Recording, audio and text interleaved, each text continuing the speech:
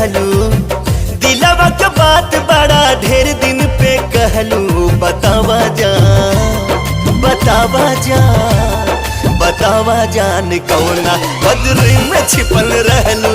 बतावा जान कौना बदरी में छिपल रहलू। बतावा जान।